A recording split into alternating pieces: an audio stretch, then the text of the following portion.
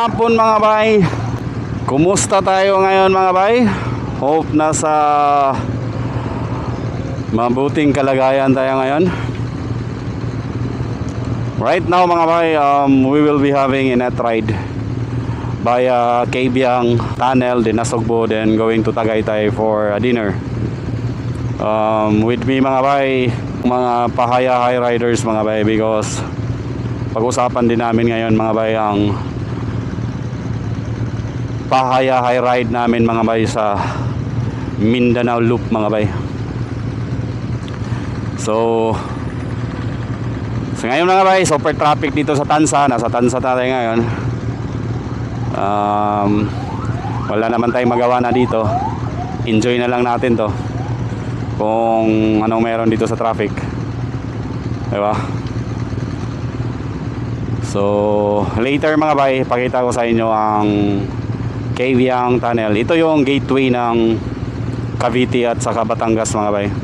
So dito dadaan kumbaga. So medyo maganda din dahil twisties, tight na mga twisties. Kaso lang dito sa baba medyo traffic talaga. And especially ngayon mga bay, it's 5:17 PM, 5:20 PM. So rush hour. But after nitong Tansa naman medyo maluwag na to. And doon sa banda na sa Cabiang medyo maganda na. Sa Puerto Azul na banda medyo okay na yun doon. Twisties na, umpisa ng twisties until Cabiang Tunnel. Then diretso na Sugbo, then from Nasugbo diretso na ng Tagaytay. Alright mga bay, so see you doon sa twisties ng Cabiang Tunnel mga bay. So ito na yung twisties mga bay papunta sa Cabiang. At least dito konti lang din ang mga makasalubong mo, kahit pa paano medyo ma-enjoy mo lang ng kunting oras, siguro mga 10 to 15 minutes you are in Cabiang already. Then maganda din ang daan dito mga bay. Ano din siya, so yun yung mga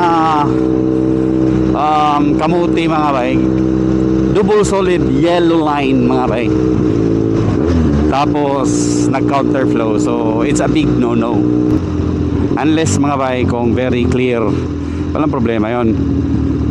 Pero kung may kasalubong, you have to respect mga bay. So ito mga bay, dami ng mga pagkainan dito kasi overlooking na to siya sa Cavite area or sa Tansa or sa Ternate. And then maganda din ang mga beach nila dito. Ito mayroong dito Puerto Azul. So maganda din ang beach dyan sa Puerto Azul. Even doon sa unahan sa Cabiang Tunnel mga bay, meron din mga white sand doon, pero tatawid ka lang ng mag-boat ka. Pero maganda yung maganda ang beach nila. So ang kagandahan dito mga bay, kunting twisties lang. So kung tanggal kati lang, patanggal kalawang, medyo okay na to dito. Kahit pa paano na malapitan ride lang, kagaya nito ngayon, night ride. So mag dinner lang sa Tagaytay. So maganda na to, pang tanggal kate.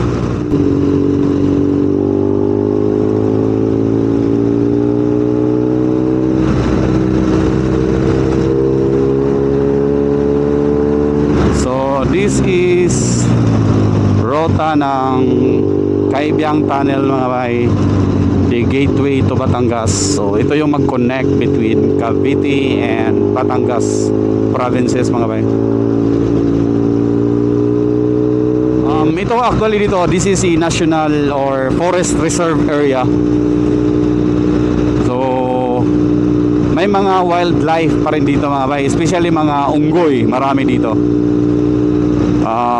In fact sometimes may makita ka dyan sa tabi-tabi na mga daan lang na mga unggoy. Ito yung mga Pahaya High Riders mga bay.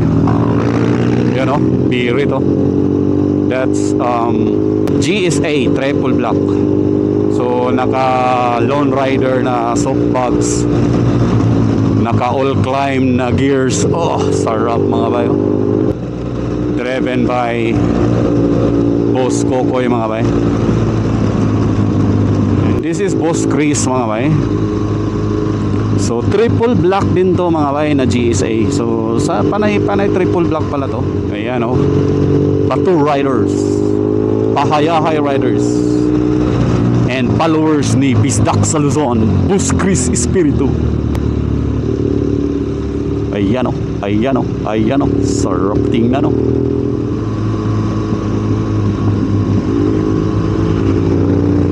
So, this is Sir Bien naman using, ano ba tong gamit ito?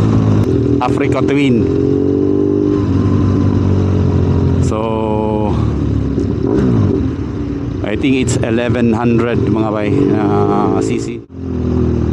So ito na yung papuntang Nasugbu. Pag diretso ka doon mga bay, Marine Base yun.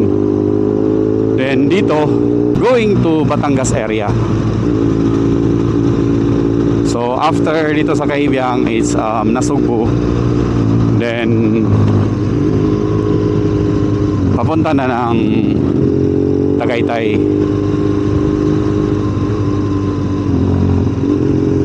So it's Batangas area na bale. Then babalik ka na naman ng Cavite na area or province of Cavite once nasa taas ka na or nasa Tagaytay ka na portion. Pero ito yung pinaka, kung sa Bisaya pa mga bay, ito yung pinaka paskog, pinakahawod sa Pahayahay riders mga kayo. So naka GSA din na triple black si Boss Raymond. Iyan o, iyan o, iyan o. So these are Pahayahay riders. 5 kami lahat mga bay. Mag dinner lang sa Tagaytay. Then pag-usapan na rin ang schedule for Mindanao Loop mga bay, because we're scheduling Mindanao Loop for at least maybe 7 to 10 days, depende kung ano mapag-agrihan. But yes mga bay, mas maganda kasi pag matagal-tagal ka, kasi sayang nandun ka sa area. So wag ka lang dumaan. But for the areas na may maraming mga tourist spots, better na mag-stay din para ma-enjoy mo yung lugar. Do kung daanan mo lang yan, actually 3 days tapos na yan. Pero gawin namin 7 days or even 10 days as Pahayahay riders mga bay. Sadya yun because hindi lang kami dadaan, kundi enjoy namin ang lugar. Maraming maganda na lugar doon, mga falls, and we planned na mag-stay sa Camiguin for at least 2 nights or 1 day tour sa Camiguin, kasi ang Camiguin is all of everything eh. So maganda yun doon. So this is Kaibiang Tunnel already mga bay. So dito yung Kaibiang, ayan o. Dito muna kami mga bay magpa refreshment.